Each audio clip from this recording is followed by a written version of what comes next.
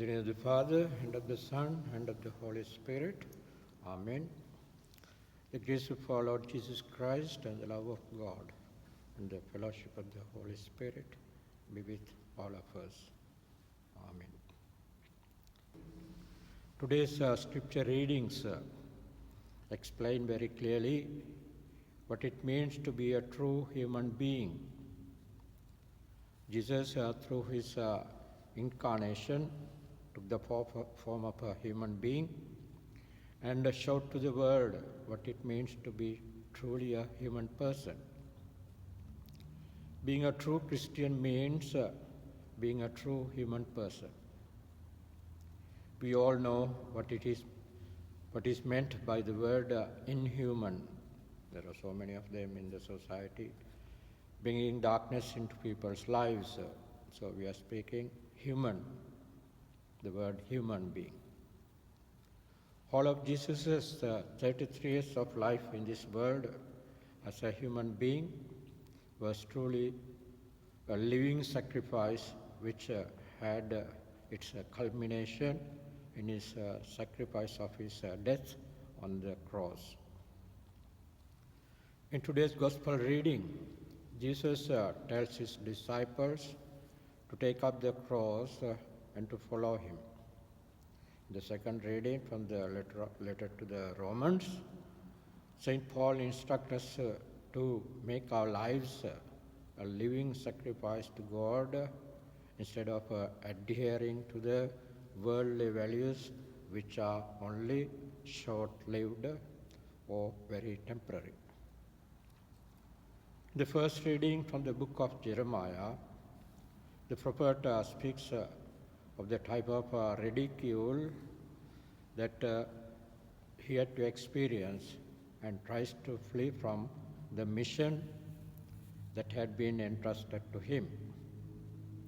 But still, his conscience, like a consuming fire from within, reminds him of the mission that he had to accomplish and obeys the divine voice.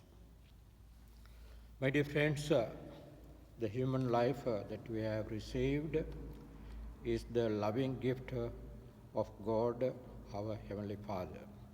He has given to us.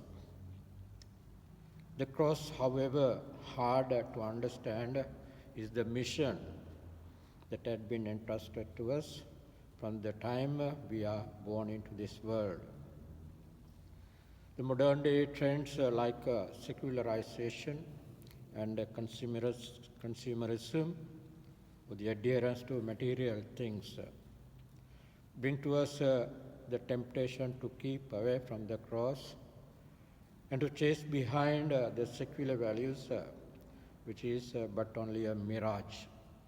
You know that in the deserts, a deer sometimes sees a pool of water in the distant horizon.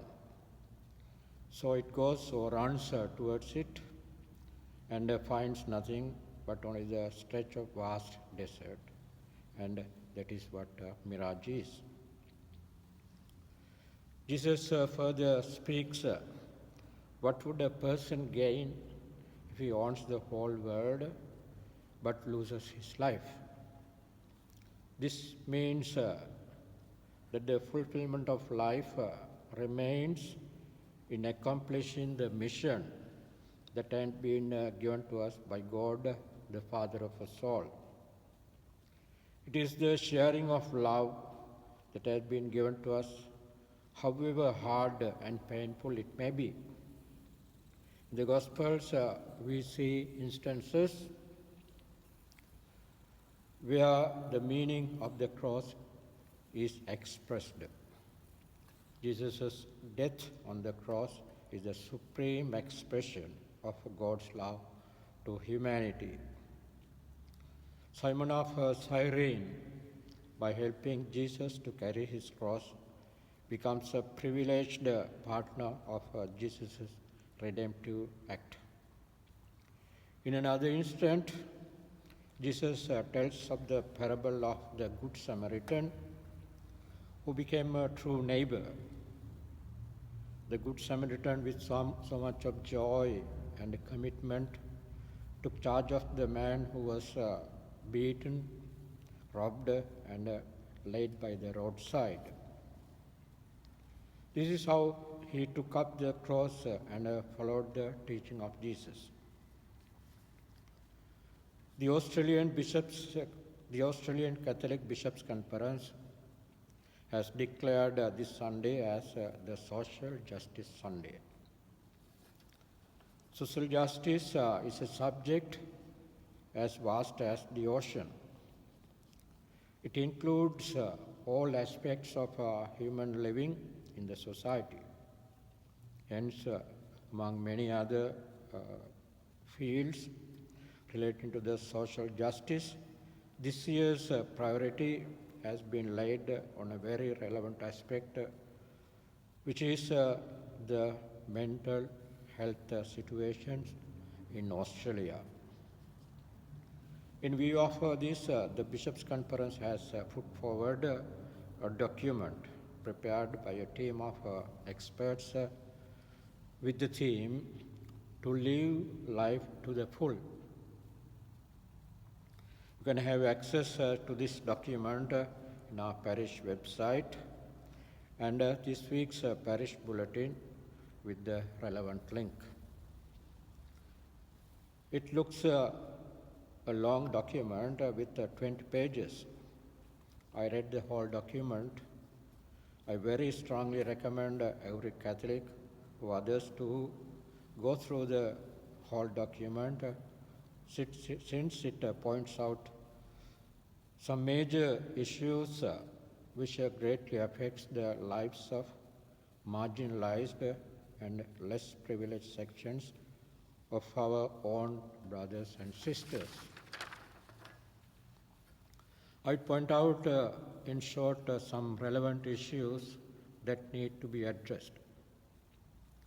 In the recent past, as well as at present, due to disasters such as bushfires, the drought, homelessness, COVID pandemic, etc., so much of people's mental health has been disturbed and are living the life with so much of hardships in meeting their day-to-day needs and social living. Then there are also other issues relating to the refugees, asylum seekers, and illegal immigrants who are languishing in camps or in hiding. The document speaks of the stigma that remains with the persons who have suffered psychiatric conditions like schizophrenia, depression, etc. The Bishops' Conference reminds us all, as members of parish communities, to be mindful of these situations and be of assistance to victims and to welcome them to the community and acknowledge them as persons with respect and dignity. My dear friends, today's scripture readings and the teachings of Jesus, "Take up your cross and follow me," is the exact message that speaks to us. It should be our firm conviction that God has given us life with so much of different talents and abilities, not just to live for ourselves, but for the sake of others who are less privileged and marginalized. The 10 Commandments that God gave to Moses on Mount Sinai. Love the Lord your God and love your neighbor as you love yourself. Elsewhere in the Gospel, Jesus tells us, "Do to others what you would like them do to you."